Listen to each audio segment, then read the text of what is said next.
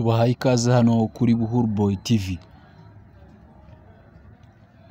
Minisiteri y'Ubumwe bw'Abanyarwanda n'inshingano mboneragihugu Minubumwe yatangaje inyoborabikorwa n'ingengabihe mu gihe u Rwanda n'isi yose bizaba byibuka ku nshuro ya 31 Jenoside yakorewe Abatutsi mu mwaka w'1994 igahitana inzirakarengane zirenga miliyoni.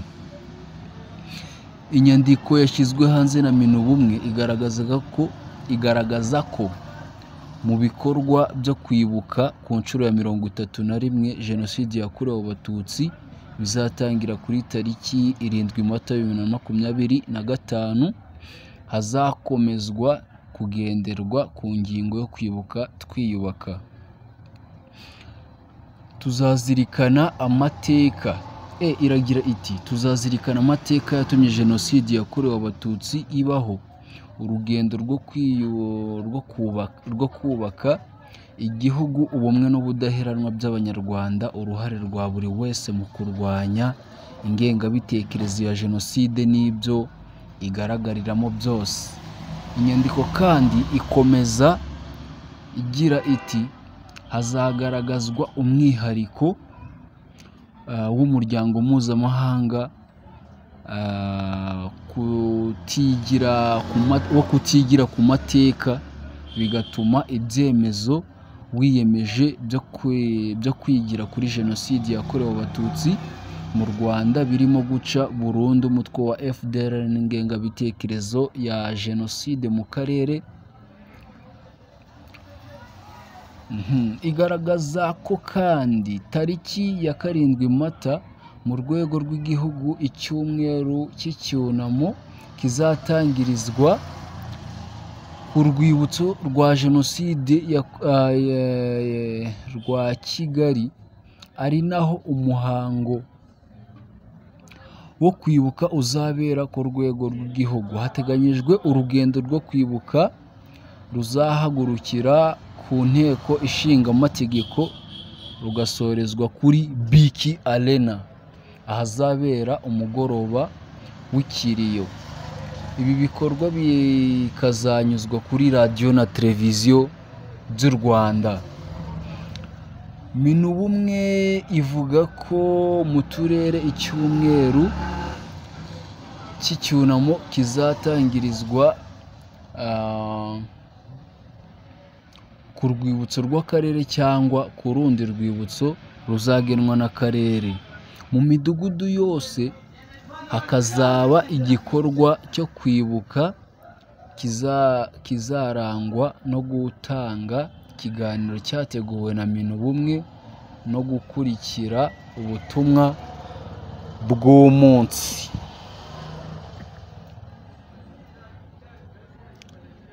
Minubumwe kandi irakomeza igira iti kuri uwo munsi ibikorwa byose n'indi mirimo byemerewe gukomeza nyuma y'igikorwa cyo kwibuka. Ibikorwa nk'iby'ubutabazi, farumasi ziri ku izamu, ibitaro n'amavuriro bizakomeza guha serivisi ababigana, kimwe no kujya gufata indege no kuzana abagenzi zizanye, ndetse n'amahoteli azakomeza kwakira abakiriya.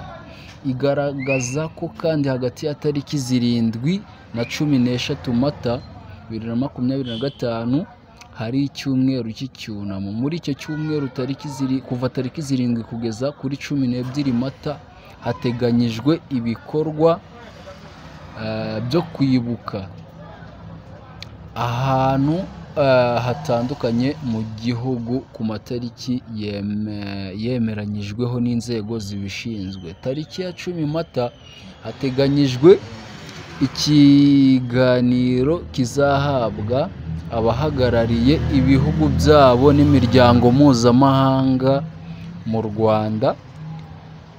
Hateganyijwe n'ibihuza kandi urubyiruko n'ibindi byiciro. Minubumwe irakomeza igira iti ku rwego rw'umudugudu uretse ikiganiro kizatangwa ku itariki ya 7 Mata 2025 nta bindi biganiro biteganyijwe. Ikomeza ivuga ko kandi tariki ya 11 Mata 2025 mu mujyi wa Kigali hateganyijwe urugendo rwo kwibuka mu karere ka Kicukiro ruzatangirira kuri IPRC Kicukiro n'umugoroba wo kwibuka uzabera ku rwibutso rwa Nyanza ya Kicukiro. Igaragaza ko ibikorwa by'ubucuruzi, siporo z'abantu ku giti cyabo, imyitozo y'amakipe, indi mirimo itunze abantu ibyara inyungu bizakomeza gukora mu cyumweru cy'icyunamo. Inyoborabikorwa irakomeza igira iti mu cyumweru cy'icyunamo ibendera ry'igihugu rizururutswa rigezwe hagati. Igaragaza ko kandi tariki ya 13 Mata 2025 hazaba ibikorwa byo gusoza icyunamo. Icyumweru cy'icyunamo ku rwego rw'igihugu, igikorwa kizabera ku rwibutso rwa Rebero hazirikanwa abanyapolitike bishwe bazizwa kurwanya umugambi mubi wa Jenoside yakorewe Abatutsi. Irakomeza igira iti mu turere bazakora ibikorwa byo kwibuka aho biteganyijwe. Nta gikorwa cyihariye cyo gusoza icyumweru cy'icyunamo giteganyijwe ku rwego rw'akarere. Inyoborabikorwa ya Minubumwe ivuga ko igikorwa cyo kwibuka Jenoside kitarenza amasaha 3. Hagakorwa ibikorwa birimo kumenyesha gahunda y'umunota wo kwibuka, isengesho ry'umuntu umwe uhagarariye amadini ku babyifuza n'ijambo ry'ikaze, ikiganiro kijyanye no kwibuka Jenoside yakorewe Abatutsi n'indirimbo yo kwibuka cyangwa se umuvugo.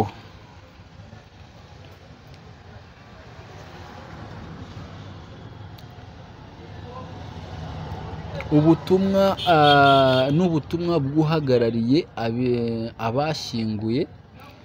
Iyo igikorwa cyo kwibuka cyahujwe no gushyingura imibiri yimuwe cyangwa yabonetse, ubutumwa bw'umuryango ibuka, indirimbo yo kwibuka cyangwa umuvugo, ubutumwa bw'umushyitsi n'ubutumwa bw'umushyitsi mukuru.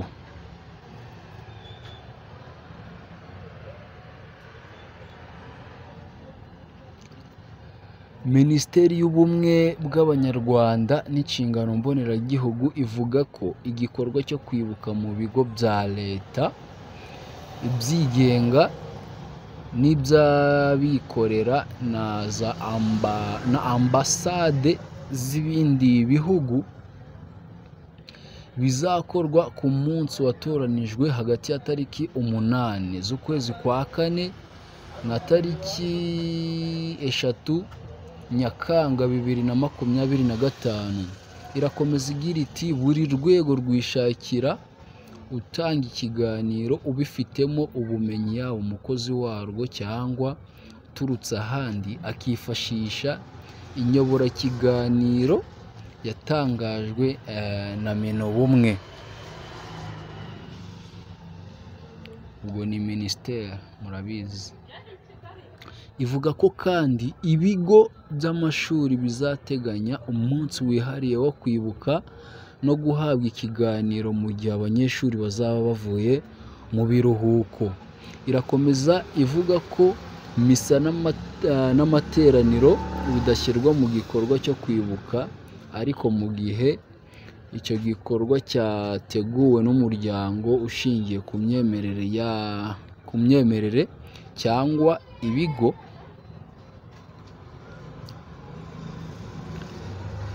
ibigo bishamikiye kuri iyi miryango byemewe n'amategeko hagamijwe kwibuka abayoboke cyangwa abanyamuryango babyo bishwe muri jenoside bikorwa hakurikijwe imyemerere yabyo. Birumvikana. Inyoborabikorwa irakomeza igira iti umugoroba w'ikiriyo ubanziriza umunsi wo kwibuka cyangwa gushyingura imibiri y'abazize jenoside usozwa bitarenze saa 4 z'ijoro. Ivuga ko kandi bitabangamiye urujya n'uruza rw'abantu n'ibintu urugendo rwo kwibuka rushobora gukorwa mu gihe byemejwe n'inzego zibifitiye ububasha.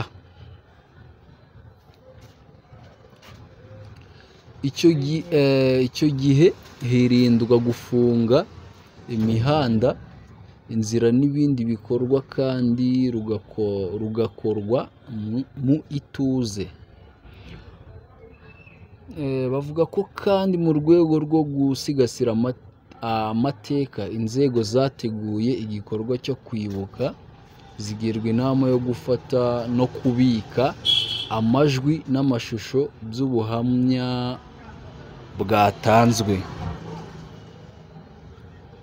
Minubumwe yavuze ko mu rwego rwo kubungabunga ibidukikije inzego zose zisabwa kugabanya ikoreshwa rya banderole cyangwa se banners mu gusakaza ubutumwa, ahubwo hagakoreshwa ibyapa binini billboards n'insakazamashusho cyangwa se LED screens.